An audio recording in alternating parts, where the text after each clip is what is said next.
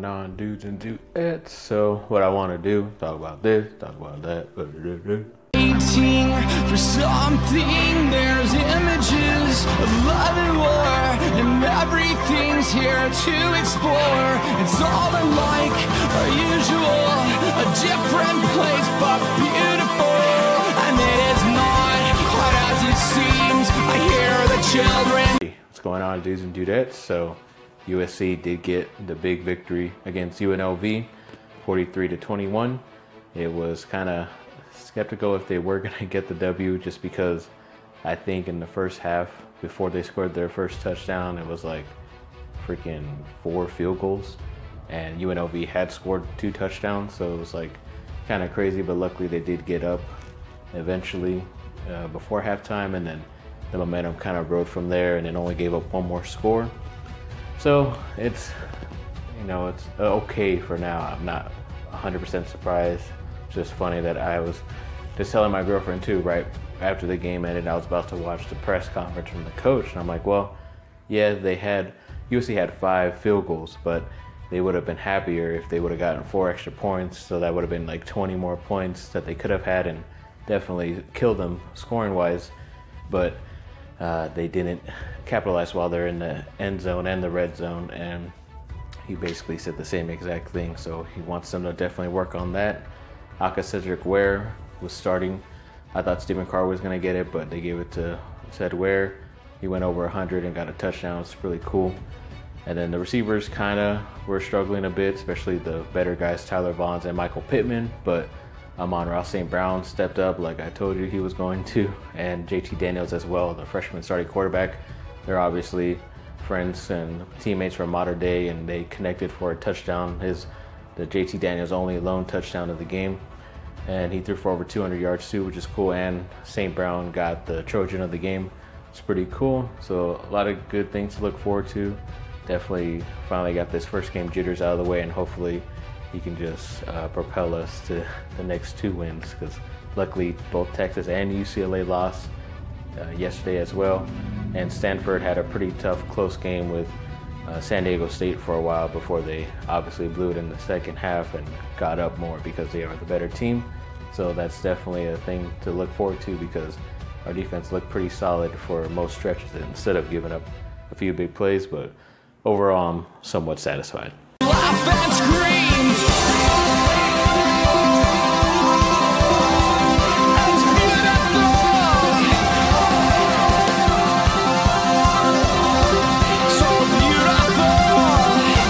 I mentioned on the other video that the Chargers did have to make, like everybody in the NFL, their cuts to 90 guys to 53, which is always pretty tough. And eventually they would have guys on the practice squad. But as of right now, they did get rid of a few guys that I was looking forward to making the team. And Tony Brown, the cornerback from Alabama, he got cut. So did Dylan Cantrell, the wide receiver from Texas Tech, surprisingly, even though they wasted, was it like a 5th or 6th round pick on him? And then also guys like Roberto Aguayo, who had that game winner, but even though you got the game winner, you still get cuts. It's a pretty tough league. And then, just some guys like a linebacker named DeJuan Hines. He was looking pretty good out of Houston, going undrafted. But I guess if a lot of these guys go through the waiver and not get picked up, then there's still 10 more spots, obviously. And we'll get into later about a guy who also got cut eventually, and some more news with the Chargers adding people of how that's going to go and who else they've picked up, and a few more guys they picked up, one pretty interesting, and we'll get to that pretty soon, I promise.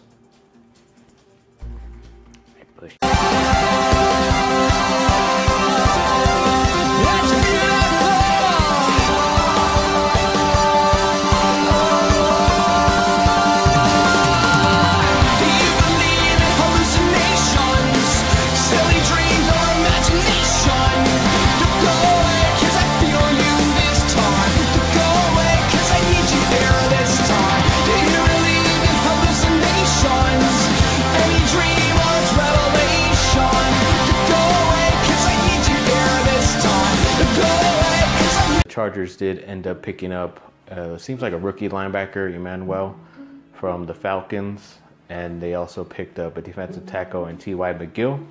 He's been around. He was like on Cleveland and recently with Kansas City. So now he's with the Chargers. And they also did end up giving up Cardale Jones, who pretty much was only so far the third string quarterback after they made a trade for him finally, because he was kind of wasted a roster spot that we kept. We really only need 2 quarterbacks in this league, and I'm kind of happy that they made that move because it made up a free roster spot for someone else to come up, and we'll get to that pretty soon. But also in other LA news, the Lakers did finally waive and give up Luol Deng, so they're going to stretch his contract over the next few years. I believe this year, because it happened so late, that they do have to pay him the $18 million.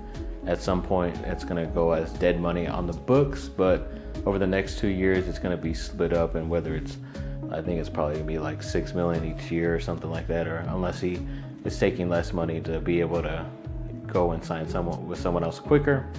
I was hoping that they were going to do a move with the Timberwolves, and maybe that was to get Jimmy Butler, but of course the Wolves waited them out, and now they have interest in him, but we'll see how that goes.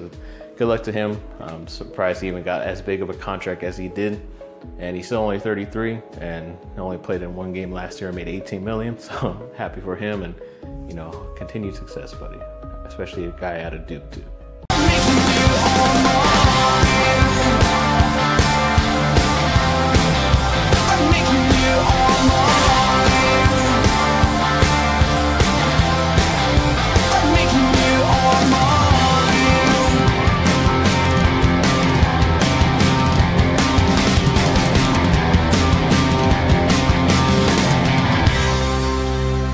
A newer thing I added, and talking about other sports at USC. So the women's volleyball team, they did get a W against Florida, which was a rematch in the Elite 8 in the finals last year. So luckily they got the W against them, but I believe they did lose the next game to Central Florida.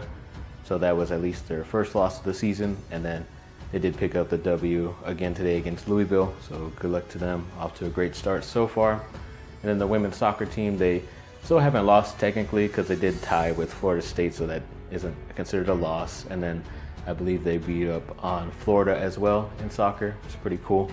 That's good to see. And then that little extra picture at the end was a brand new field, even though they had an updated field already for my old high school, and now that's what it looks like now, which is pretty crazy. I didn't know they were so into that darker color for some reason. To me, it was always like a gold, but it would kind of look weird too to have a gold and red field, so it kind of looks interesting. And then going with red and white 2 stripes, it probably would have looked like something from Dr. Seuss, so good thing they didn't go that route either. And I don't know, for some reason I didn't put it on my pictures of the videos, whatever, but that's why the Chargers did give up on Cardale Jones and made another roster spot, because they did finally re-sign another tight end, and that tight end is Antonio Gates, very guy who knows the system already, and he's very friendly with Phillip Rivers, so kind of glad he's back. I'm sure one of the main reasons he didn't want to re-sign or even sign with anybody, because he knew he was going to come back to the Chargers, and mostly when you're an older player, it seems like they don't want to go to training camp and do all the preseason crap, so I guess he kind of got his way there, and good luck to him. Hopefully it is still interesting, because I did see the final depth chart and saw only 2 tight ends on there, so that was kind of like a red flag in my head why they gave up on all their tight ends, but this is the reason why. So it looks positive so far. We'll see how it turns out. Hopefully you can still play. Thanks for watching, people. Like and subscribe, comment down below, let me know what y'all think, and have a great rest of your day.